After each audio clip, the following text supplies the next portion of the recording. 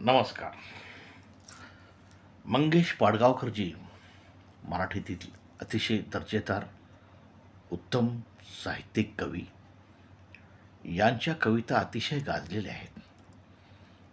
यातली एक कविता मला खूप आवडते. त्या कविता अशी आहे की सांगा कसं जगायचं. फार मार्मिक त्यांनी लिहिलेलं आहे. त्यामध्ये जीवनाचा सार अर्थ माणसाने कसं जगावं अतिशय सोप्या शब्दात त्यांनी सांगितलं की जीवन कसं जगावं, की सांगा कसं जगावं. ते कविता मी आपल्यासमोर वाचून दाखवतो.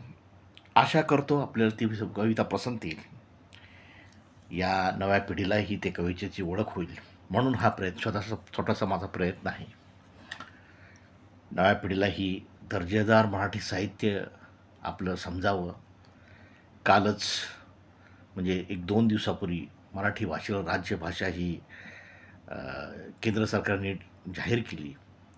त्याबद्दल तमाम मराठी भाषिकांचं माझ्यासकट सगळ्यांचे हार्दिक अभिनंदन.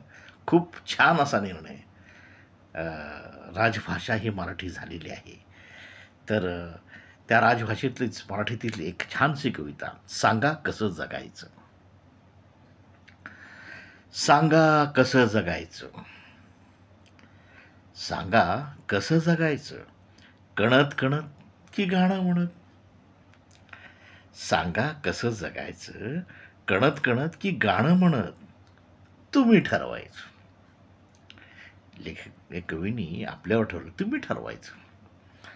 डोळे भरून कोणी आठवण तुमची काढतच ना, डोळे भरून तुमची आठवण कोणीतरी काढतच ना. ऊन ऊन 2 घास तुमच्यासाठी वाढतच ना, ऊन ऊन 2 घास तुमच्यासाठी कोणी वाढतच ना. शाप देत बसायचं की दुआ देत हसतायचं, तुम्हीच ठरवा. सांगा कसं जगायचं.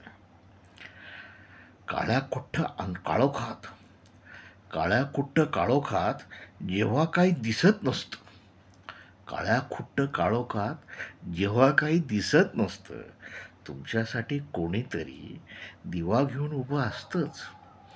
तुमच्यासाठी कोणीतरी दिवा घेऊन उभं असतं. काळोखात कुडायचं की प्रकाशात उडायचं, तुम्ही ठरवायचं. पायात काटे रुतून बसतात, पायात काटे रुतून बसतात हे अगदी खरं आहे. आणि फुलं फुलून येतात हे काय खरं नसतं. काट्यासारखं सलायचं की फुलासारखं फुलायचं, तुम्ही ठरवा. अतिशय आवडतं आणि मार्मिक मला पुढचं एक कडवं आहे ते. पेला अर्धा सरला आहे असं सुद्धा म्हणता येतं. जीवन जगताना फार महत्त्वाचं हे. पेला अर्धा सरला आहे असं सुद्धा म्हणता येतं. आणि पेला अर्धा भरला आहे असं सुद्धा म्हणता येतं. पेला अर्धा सरला आहे असं सुद्धा म्हणता येतं. आणि पेला अर्धा भरला आहे असं सुद्धा म्हणता येतं. सरला आहे म्हणायचं की भरला आहे म्हणायचं, तुम्हीच ठरवा. सांगा कसं जगायचं, कणत कणत की गाणं म्हणत, तुम्हीच ठरवा. अतिशय छान कविता मंगेश पाडगावकरजींनी लिहिलेली आहे. माझ्यातर्फे मंगेश पाडगावकरजींना आदरांजली. धन्यवाद.